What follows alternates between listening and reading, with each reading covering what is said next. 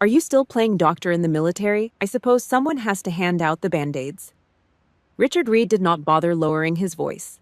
The words cut through the low hum of the room, sharp and deliberate. He stood in the center of the expansive living room, rolling a heavy crystal glass of bourbon between his palms. The ice inside made a wet, hollow clink. I didn't blink. I didn't shift my weight. I simply stood at parade rest, my hands clasped loosely behind my back. The heavy wool of my navy dress blues felt rigid in the climate-controlled air of the estate. The rough stitching on the cuffs scratched against my wrists, a physical reminder of where I actually belonged. This was supposed to be my grandfather's funeral. General Raymond Reed, a man who commanded armies and bled for this country. Instead, within hours of him being put in the ground, his sprawling Virginia mansion had been transformed into a Wall Street trading floor for defense contractors. Richard, my father, flashed a practiced plastic smile at a passing senator, turning his back to me completely. He took a slow sip of his drink. Dismissal. Total and absolute. A second later, Linda drifted past. My stepmother. She wore a black designer dress that probably cost more than a junior enlisted sailor made in 6 months. Her eyes slid right past my shoulder, the polite ignoring. She looked at me the same way she looked at a scuff mark on the baseboards, an inconvenience she chose not to acknowledge. I kept my mouth shut. I let my eyes do the work. The military hardwires you to scan a room. You don't just look at people, you assess them. You look for the exits, you look for the threats. The room smelled heavy, an expensive suffocating mix of Tom Ford cologne and the stale burnt odor of Cuban cigars. It made the back of my throat itch. I scanned the men in the dark tailored suits laughing in the corners, the vultures, Washington elites, lobbyists and weapons manufacturers. None of them knew how to pack a chest wound.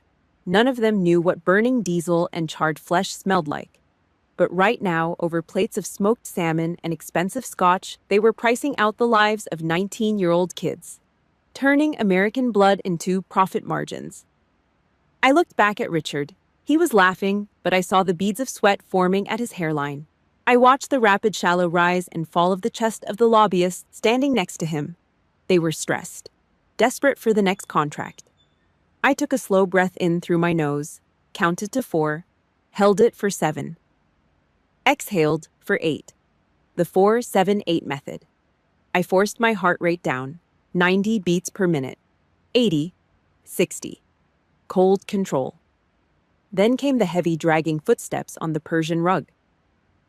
Daniel, my younger brother, walked with the loose-limbed swagger of a man who had never been punched in the mouth. He had a trust fund, a sports car, and a severe alcohol problem he called social drinking. He stopped 2 feet in front of me. The smell of day-old liquor and mints radiated off his breath. He shoved one hand deep into his tailored slacks. With the other, he pointed a manicured finger directly at the stack of colorful ribbons pinned to my chest. "So what are you now, anyway?" "A lieutenant captain." He spat the words, a sneer plastered across his face. I locked my jaw. I looked at the dark circles under his eyes, the slight tremor in his hand. Weakness. "Navy captain," I said. 2 words, flat, hard, and sharp. Daniel froze for a fraction of a second. He hated that tone. The tone that didn't ask for permission. He rolled his eyes hard and let out a wet snort. "Right. In the medical corps, playing dress-up soldier must be real tough work." He tilted his glass.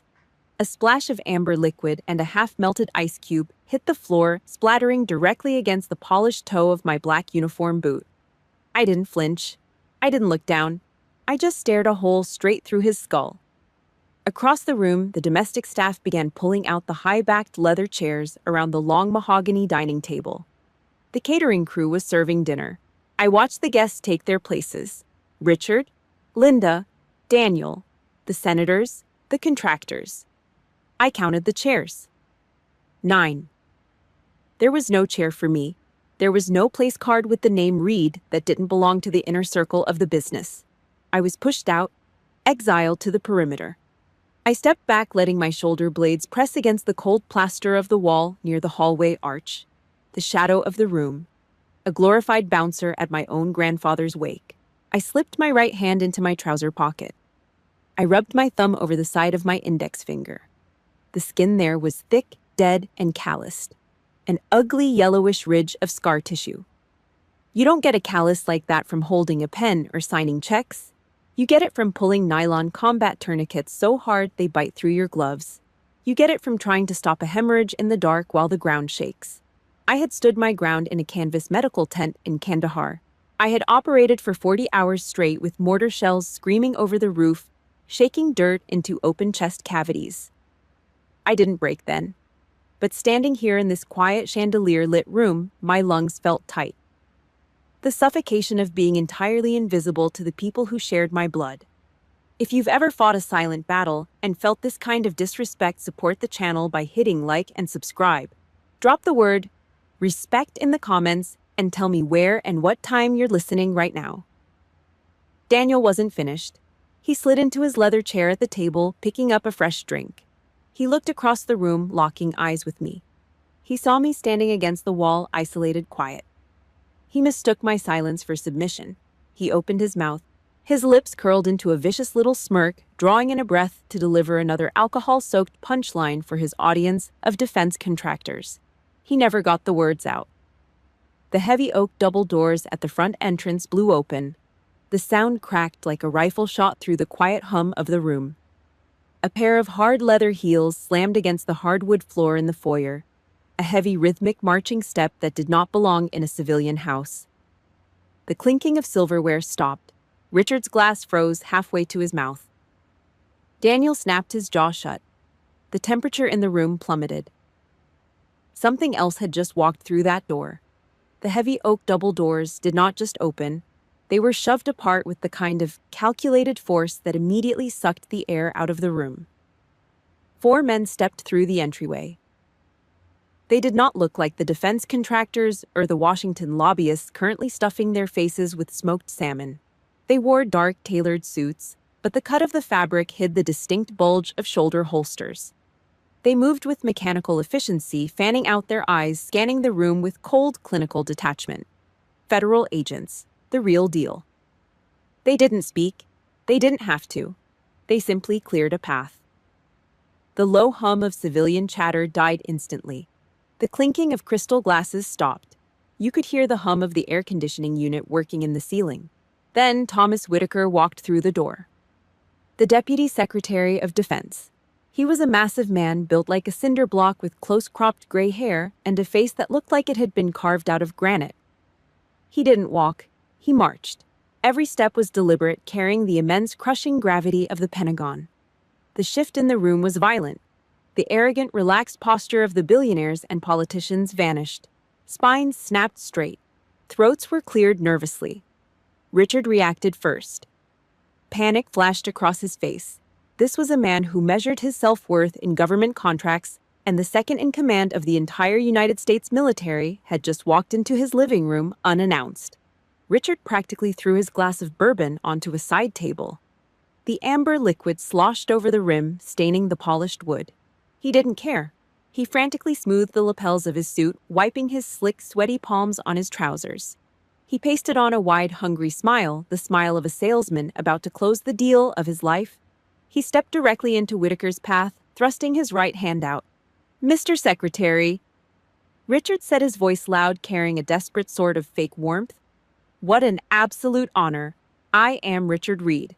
We are so—" Whitaker did not break his stride. He did not look at Richard's face. He did not look at Richard's outstretched hand. He simply walked past him. He treated my father the same way you treat a telephone pole on the sidewalk. You don't acknowledge it. You just step around it. Richard froze. His hand hung suspended in the empty air. The fake smile cracked, sliding off his face like wet mud. The public humiliation was absolute. A physical gut punch delivered without a single word. Around the dining table, the other contractors looked away, suddenly finding their shoes extremely interesting.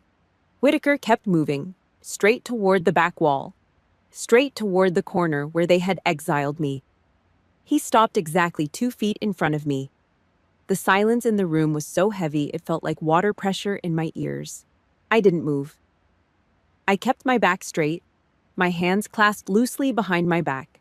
Whitaker looked at me, his hard eyes locked onto mine. He didn't offer a handshake. He didn't offer a polite civilian greeting. He pulled his right foot in. The hard leather heel of his shoe struck the floorboard with a sharp, violent crack. His right arm snapped up. The motion was a blur of dark fabric. His fingers were perfectly straight, his thumb tucked tight along the edge of his index finger. The tip of that finger stopped exactly at the outer corner of his right eyebrow, cutting a flawless 45-degree angle through the air. A high-level textbook military salute. My body reacted before my brain processed the command. Muscle memory forged in blood and dirt kicked in. My heels slammed together. My spine locked bone straight. My right hand snapped up to the brim of my cover in a mirror image of his gesture. We stood there.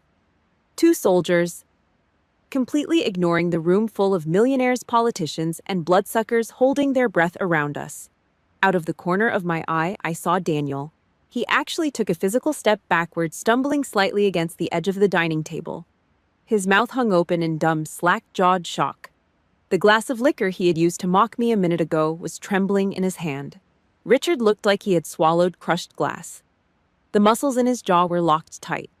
His face had gone pale, all the blood draining out of his cheeks. Whitaker dropped his arm, cutting the salute sharply down to his side. I dropped mine. "Captain Reed," Whitaker said. His voice was a low, heavy rumble that carried into every corner of the dead-silent room. "Sir," I replied. Flat, controlled. Whitaker held my gaze. He didn't look back at my family. He didn't need to. "The men you pulled back from the dead in Kandahar," he said, his words slow and deliberate. "They still say your name." He leaned forward just a fraction of an inch. He raised his voice just enough to make sure the words bounced off the walls and hit Richard right in the chest. "General Reed was proudest of you out of this whole damn family." It was a death sentence, an execution carried out in plain clothes. He didn't yell, he didn't curse, he just dropped the absolute, unfiltered truth onto the hardwood floor and forced them to choke on it. The power dynamic in the room didn't just shift. It was ripped out of Richard's greedy hands and placed entirely into my calloused ones. I didn't smile. I didn't look at Daniel to gloat. Gloating is for amateurs. It's for people who need external validation to know they matter. I already knew what I was worth. "Thank you, sir," I said. I stepped away from the wall. I didn't look at my father or my stepmother. I walked past the dining table, past the empty space where my chair should have been, and headed straight out into the quiet hallway. The air was cooler out here. It didn't smell like cheap perfume and desperation. 3 seconds later, I heard the frantic squeak of leather shoes on the hardwood. Richard. He practically threw himself through the archway, his face flushed a dark, angry red. The veins in his neck stood out like thick cords.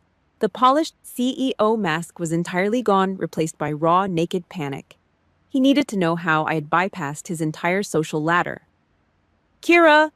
He hissed, his voice tight, glancing nervously back over his shoulder to make sure the guests couldn't hear him. "How the hell do you know Thomas Whitaker?" I stopped. I didn't turn around to face him completely. I just looked back over my shoulder, staring at his sweat-slicked forehead. "You meet them on someone's worst day," I said. My voice was as sharp as a scalpel. Before Richard could open his mouth to demand an actual answer, heavy footsteps echoed behind him. Whitaker stepped into the hallway. Richard immediately shut his mouth and took a quick step back, shrinking against the wallpaper. Whitaker ignored him again. He walked up to me and reached into his coat pocket. He pulled something out and pressed it firmly into the palm of my right hand. "The general wanted you to have this," Whitaker said quietly. "Not the estate, not the money, just this." He gave me a single stiff nod, turned on his heel, and walked out the front door, his security detail trailing right behind him like shadows. I stood alone in the hallway, leaving Richard breathing heavily against the wall. I looked down at my hand. Sitting in the center of my palm was a battered, scratched silver Zippo lighter. The metal was freezing cold. The casing was dented on the left side, scarred by years of hard use. I closed my fingers around it. The heavy, solid weight of it grounded me. I pushed my thumb against the lid. It popped open with that distinct hollow metallic clink. I dragged my thumb down hard against the flint wheel. The mechanism caught. A bright spark bit into the air. But the flame didn't stay small. The spark flashed, Blind, searing white light exploded behind my eyes. The smell of Tom Ford cologne vanished instantly, replaced by the thick, suffocating stench of burning diesel and raw copper blood. The quiet hallway shattered into a deafening roar. I wasn't in Virginia anymore. The spark from the Zippo flared bright white, and suddenly the mahogany-paneled hallway of the Virginia estate burned away. The low hum of central air conditioning vanished, replaced by a deafening mechanical roar. My ears popped. The ground beneath my boots jerked upward, vibrating hard enough to rattle my teeth. Kandahar, 2018. The heat hit me first. Thick, wet, and suffocating. The air inside the forward surgical tent sat at 112 degrees. Sweat ran down my forehead, stinging my eyes, pooling in the heavy rubber edge of my surgical mask. I didn't wipe it. My hands were slick with it. Not just sweat. Blood. Thick, dark, and hot. I stood over a collapsible metal operating table. The canvas walls of the tent shook violently as another mortar shell slammed into the earth a quarter-mile out. Dust rained down from the ceiling lights, speckling the sterile drapes covering the chest of the soldier in front of me. 43 hours.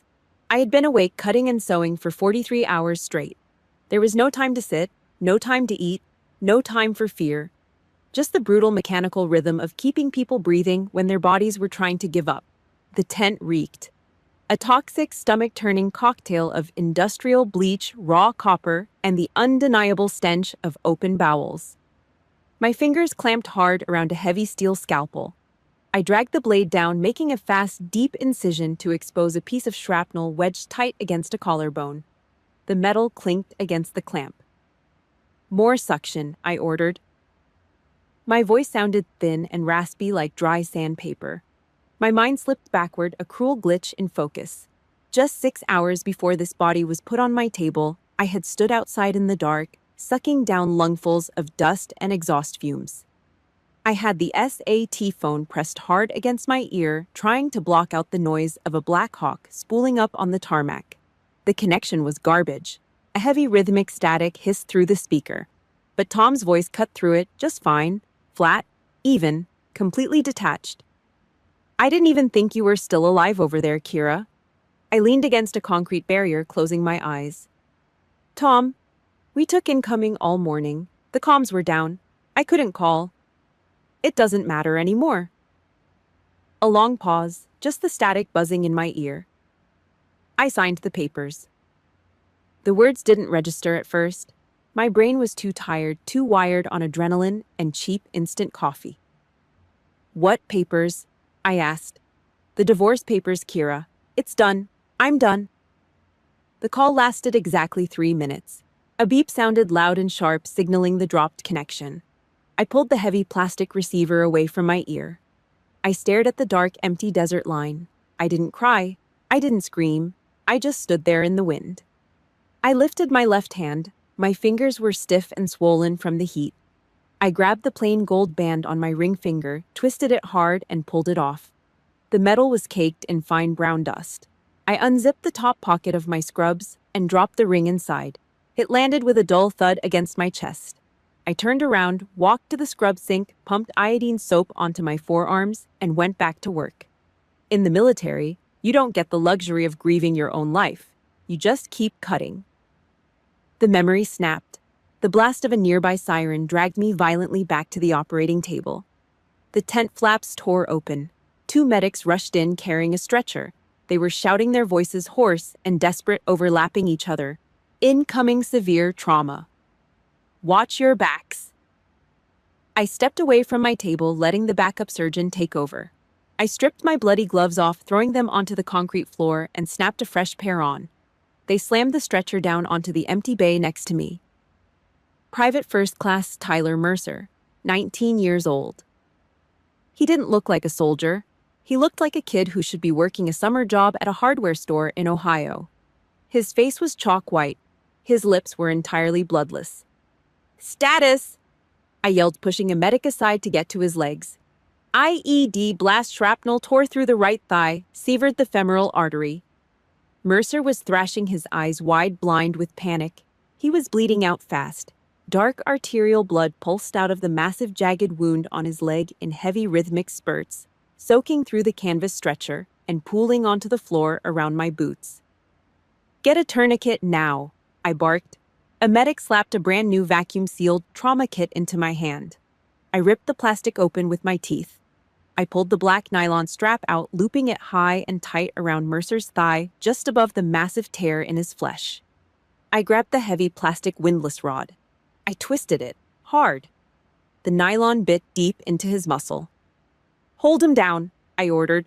I put my entire weight into the twist, cranking it another half turn to crush the artery against his femur and shut the blood flow off. Crack! The sound was sharp, brittle, and sickening. The thick plastic locking clip snapped in half. The tension on the strap released instantly. The rod spun backward, hitting my wrist. The nylon loosened. The blood erupted. It didn't just leak. It sprayed, soaking the front of my scrubs, covering my hands in a hot, slick mess. "No, God damn it, no!"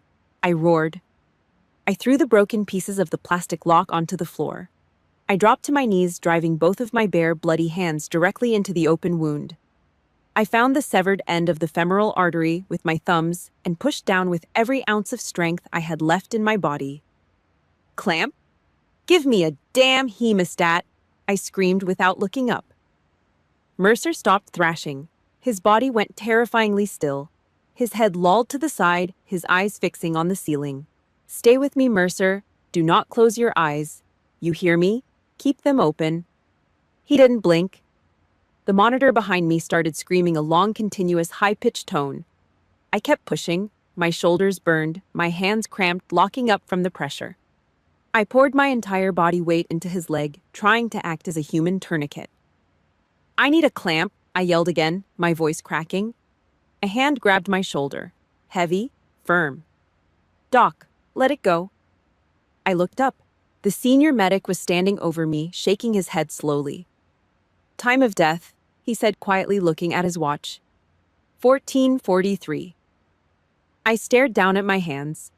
They were buried in the torn flesh of a 19-year-old kid. My fingers were freezing cold.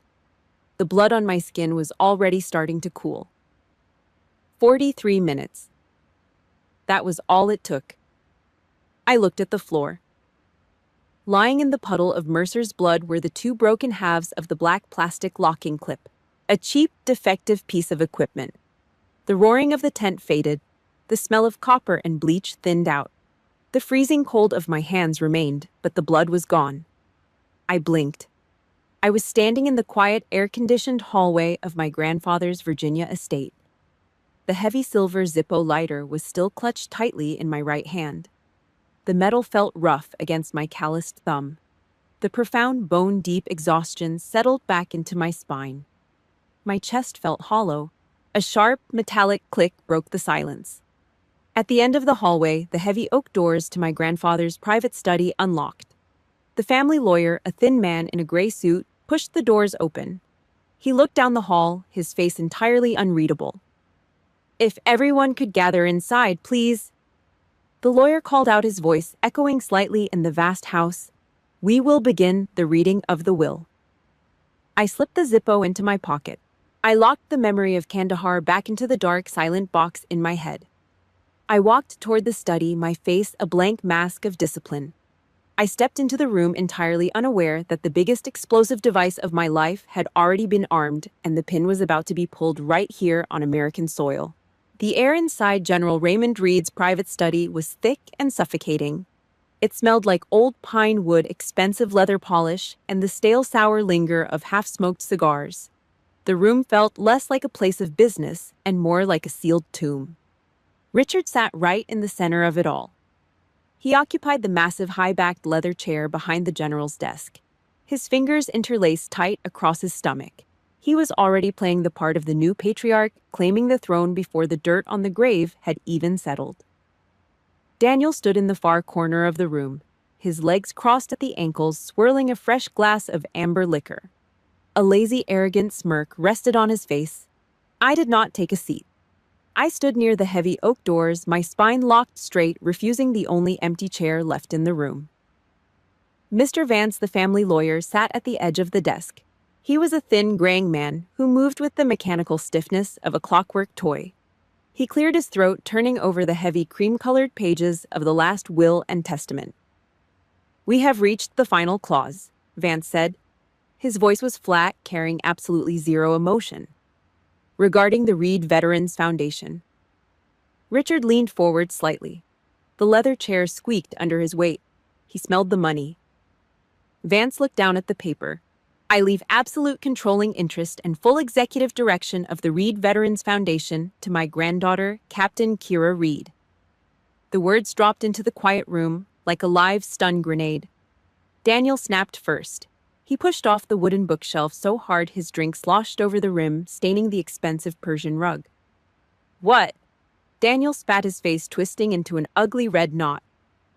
"That fund is a money-washing. It belongs to the family company." Richard locked his jaw. The veins in his neck pushed hard against his white collar. He stood up abruptly, slapping both palms down flat on the pine desk. The wood groaned under the sudden violent weight. "Out of the question," Richard said. His voice was loud, vibrating with a sudden naked panic. "She knows absolutely nothing about the defense business. That foundation holds major equity. It is a corporate asset. You cannot hand it over to a woman who spends her days handing out gauze." Vance did not flinch. He did not look intimidated. He slowly reached out and closed the heavy leather binder. The metal rings snapped shut with a sharp, cold clack. "It is not a corporate asset, sir," Vance replied, his tone chillingly polite. "And it belongs exactly where the general decided it belongs." Vance stood up. He walked right past Richard's desk. He did not ask for permission. He stopped directly in front of me and reached into his inner jacket pocket. He pulled out a thick envelope. It was sealed on the back with a heavy drop of dark red wax. "He asked me to give this to you in private, Captain," Vance said quietly. I took the envelope. I turned around and walked out of the study, pulling the heavy oak doors shut behind me. The brass latch clicked into place, locking the screaming match inside. The hallway was completely silent. The only sound was my own slow, measured breathing. I looked down at the envelope. I ran my calloused thumb over the red wax. I pressed down hard. The seal broke with a dry, crisp tear. I pulled out a single sheet of heavy paper. The handwriting was shaky, written by an old man who knew he was running out of time. Kira. I was a coward. I stayed quiet to protect the family name. I thought I could fix it quietly from the inside. I was wrong. I am sorry. My eyes moved down to the next paragraph. Your father, Richard, signed the final approval.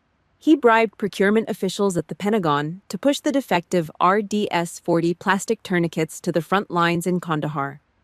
He knew the locking clips were brittle. He knew they would fail under heavy pressure. He did it to widen his profit margin by 3 cents a unit.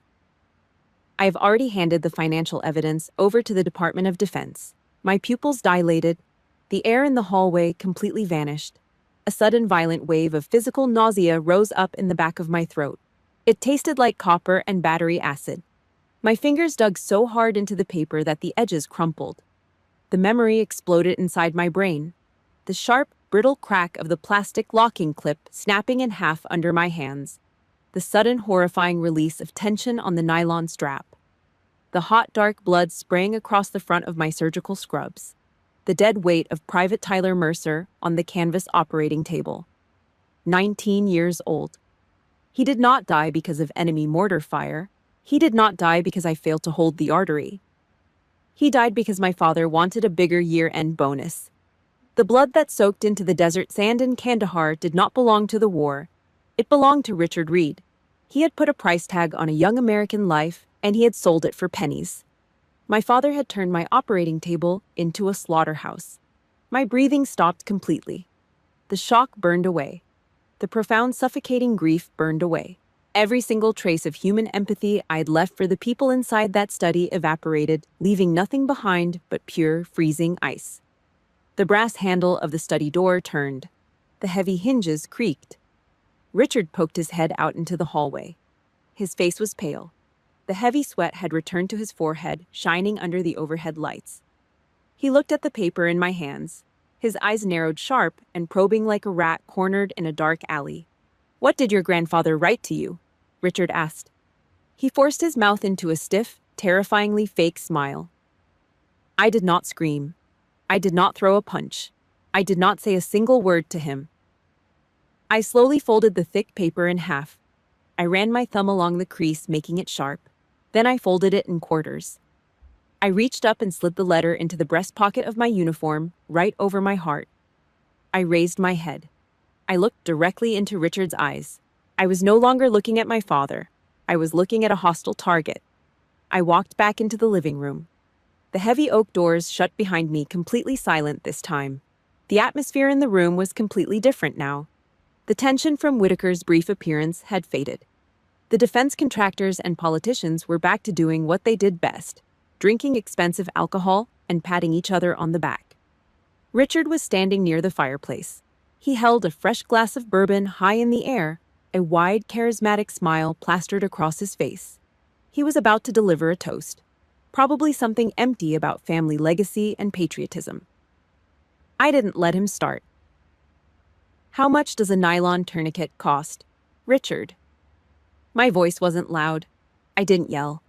But the tone was absolute zero. It cut through the low hum of conversation like a razor blade. The room went dead silent. Dozens of heads turned in my direction. Richard lowered his glass. His thick eyebrows pulled together, forming a deep crease above his nose. He forced a short, dismissive laugh, trying to play to the crowd. Kira, I think you've had too much to drink. Maybe you should head upstairs. I didn't stop. I walked straight toward him. The heavy rubber soles of my uniform boots made absolutely no noise on the thick Persian rug, but I could see the panic starting to crack his public mask. I stopped exactly 3 feet away from him, close enough to smell the mint on his breath, close enough to see the sudden rapid pulse beating in the side of his neck. Private First Class Tyler Mercer, I said, flat, clinical. 19 years old, died on my operating table from massive blood loss. Richard's face tightened. The fake smile vanished. The plastic locking clip on his tourniquet snapped in half. I continued. Batch code RDS-40, signed for and authorized by Reed Defense Solutions. I locked my eyes onto his. Authorized by you. The blood drained out of Richard's face. He looked like a man who had just stepped off a ledge and was waiting to hit the concrete. You're crazy, Daniel yelled. He shoved past 2 lobbyists smelling like cheap cologne and bad decisions. His face was bright red, flushed with alcohol and sudden violent anger. Are you out of your mind? Daniel spat, closing the distance between us.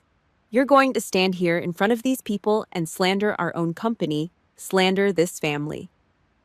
He reached out his hand, snapping forward to grab the collar of my dress blues. He never made contact. I shifted my weight back half a step, bringing my left forearm up in a short, sharp block. I knocked his hand away effortlessly. The sudden deflection threw him completely off balance. He stumbled forward, catching himself awkwardly against the edge of a heavy armchair. I didn't raise my fists. I didn't need to. I just looked down at him. You always knew exactly what this family was. Daniel, I said. My voice was dangerously quiet.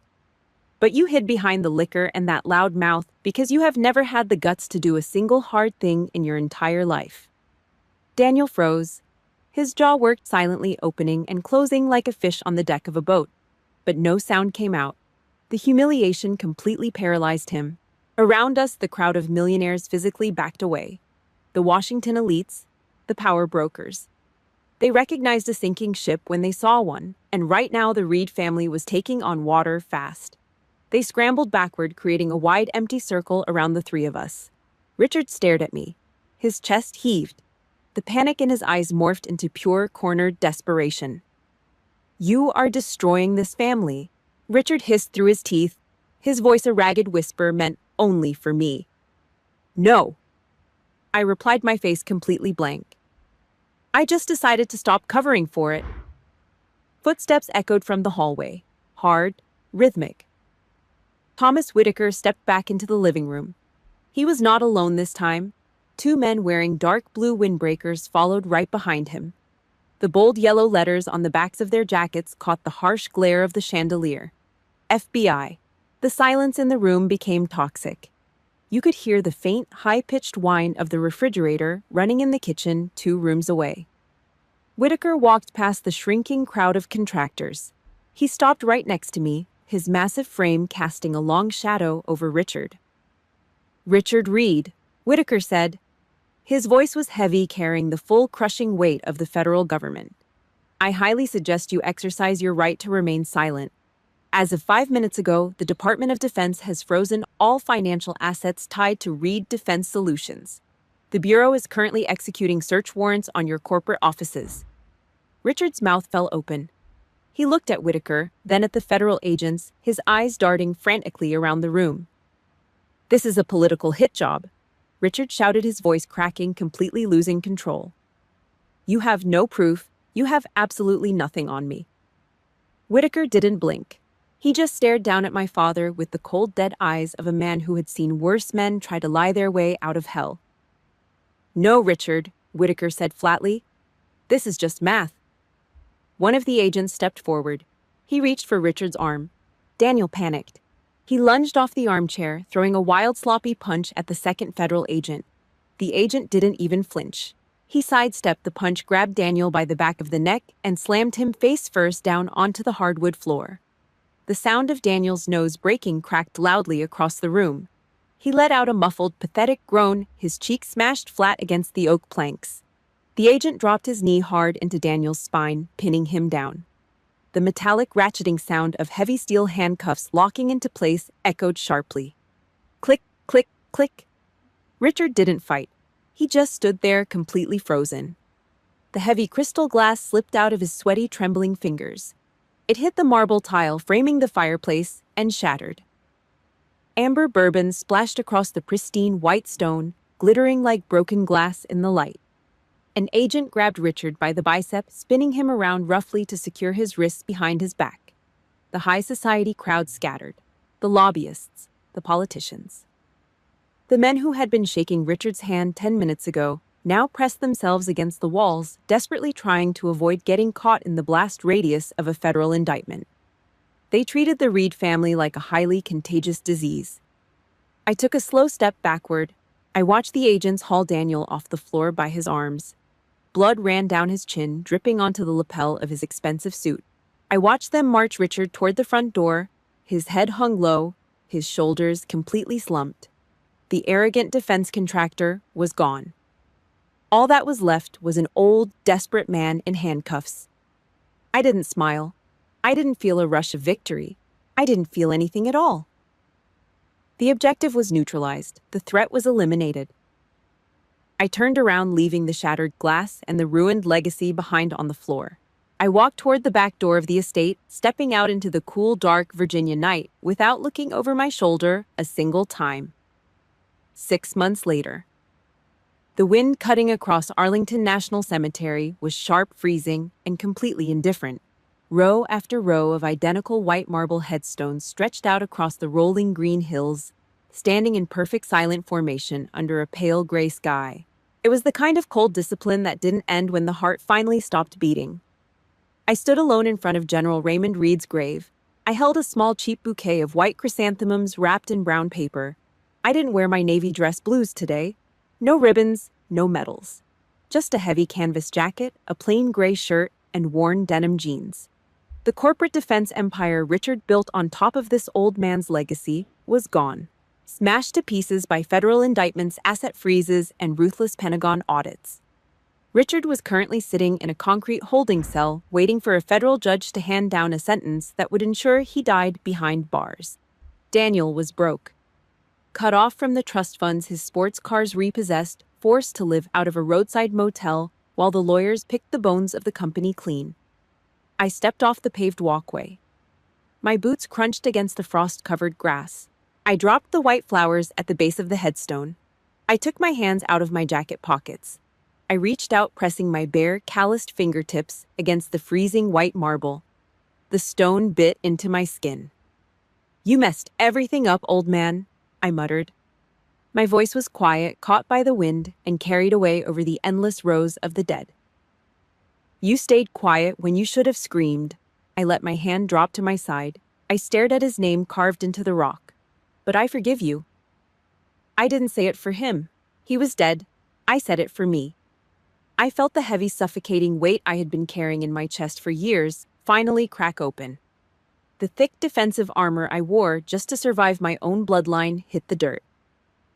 I didn't hate them anymore. I didn't feel anything for them. They were just strangers.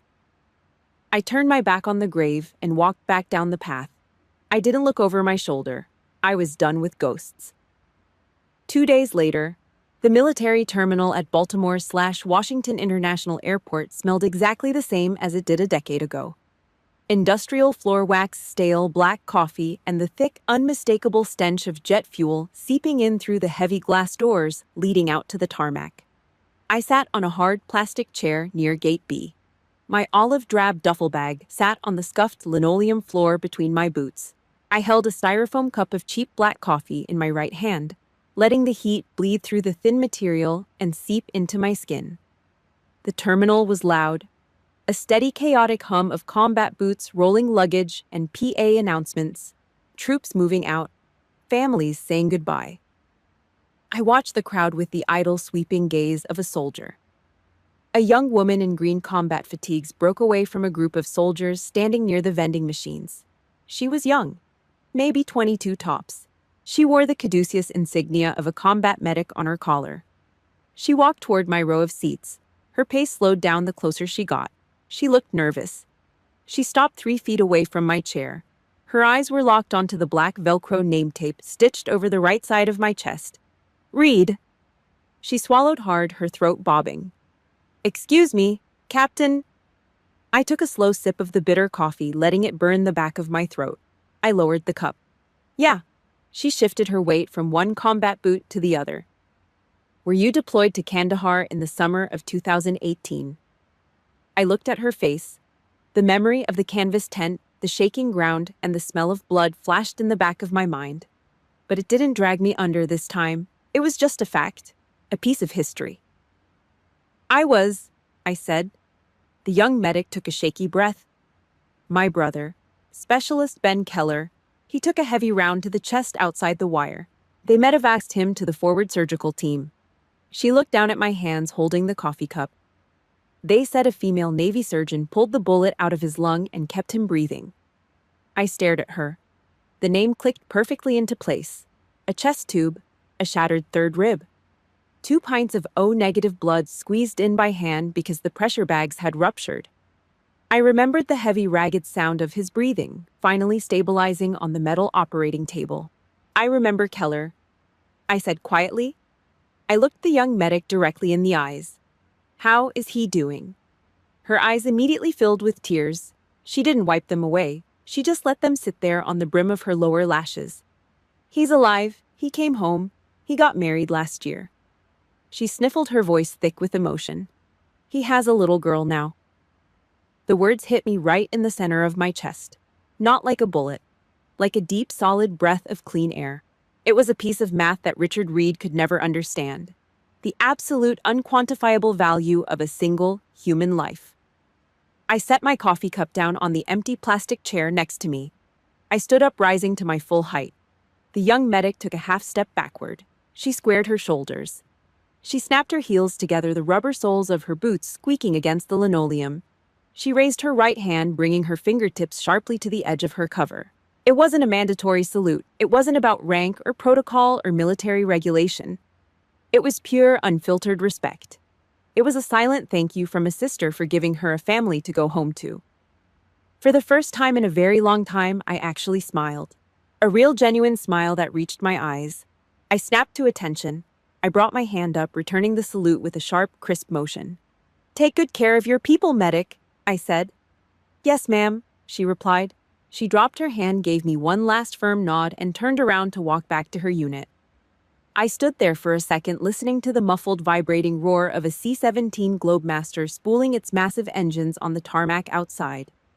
I reached down and grabbed the heavy canvas straps of my duffel bag. I hoisted it up, throwing it over my shoulder. The weight of the gear pressed down hard on my collarbone, but my steps felt lighter than they had in a decade. I didn't need a seat at a mahogany dining table. I didn't need the validation of a father who priced human blood in pennies. Family isn't just about the genetics you share. It's about the blood you are willing to give. It's the people you pull out of the dark when the rest of the world turns its back. The overhead intercom crackled to life, calling my flight number for immediate boarding. I adjusted the strap on my shoulder. I turned my back to the terminal, walked straight